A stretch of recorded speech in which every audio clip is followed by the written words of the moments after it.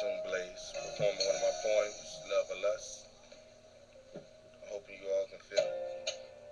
It's a question we all had to answer at one point in our lives. Is it love or is it lust that we trust? So sit back and relax and let me tell you what I think. They say the heart and the spirit is with the flesh combined. This crazy combination can often warp the mind.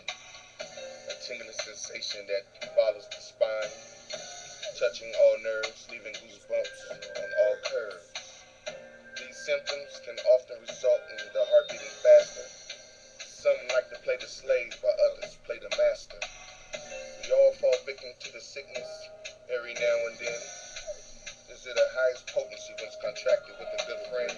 You feel a strong urge to reach out and touch their skin. This is usually where the fun and the magic begins.